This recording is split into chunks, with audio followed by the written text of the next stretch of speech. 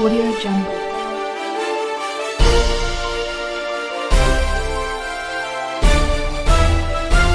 Audio Jungle.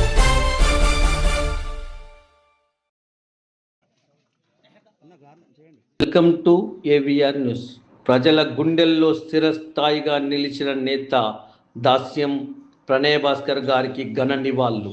మాజీ మంత్రి, తెలంగాణ ఉద్యమ స్ఫూర్తి ప్రదాయక స్వర్గస్థులు దాస్యం ప్రణయ్ భాస్కర్ గారి జయంతి వర్ధంతి సందర్భంగా సోమవారం రోజున హన్మకొండ పలు చోట్ల నివాళులు కార్యక్రమాలు నిర్వహించారు. ముందుగా సుబేదారి ప్రణయ్ మార్గం వద్ద ఏర్పాటు చేసిన దాస్యం ప్రణయ్ భాస్కర్ గారి చిత్రపటానికి కుటుంబ సభ్యులు, ప్రణయ్ అన్న ఆప్తులు, అభిమానులు 29వ వర్ధంతి అయితే ఆయనే మనను వదిలేసి 29 సంవత్సరాలు అవుతున్నప్పటికీ కూడా ఆయన జ్ఞాపకాలు ఇంకా ఇప్పటికీ కూడా ఆయన అభిమానులు ఎంతోమంది నెమరేసుకుంటున్నారు.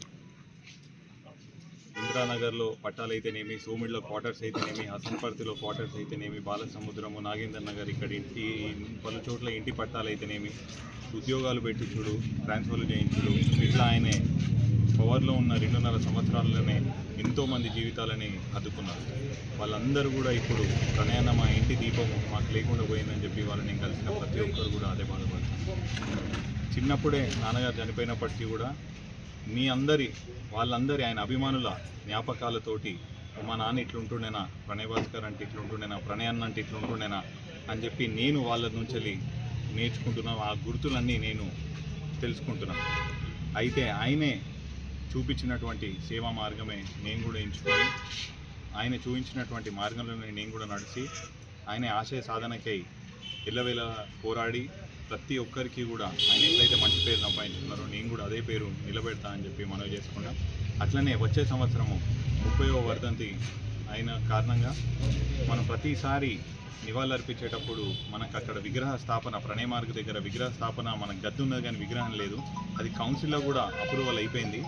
కాబట్టి ఇతర రాజకీయాల రీత్యా అది కాలేదు.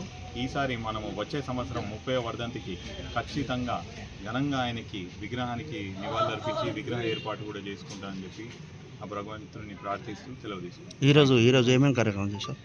ఈరోజు చాలా చోట్లలో ఆయనకి నివాళులర్పించే, ప్రణయానికి నివాళులర్పించే కార్యక్రమం అయింది. అట్లనే భారీ ఎత్తున రెడ్ క్రాస్లో కూడా రక్తదాన శిబిరం చేసినాము. అట్లనే దాస్యం ప్రణయ్ భాస్కర్ ఫౌండేషన్ ద్వారా సంవత్సరం పొడుగుతున్న మేము సేవా కార్యక్రమాలు చేస్తూనే ఉంటాం. అది ఇంకా కంటిన్యూ చేస్తూనే ఉంటాం. Thank you.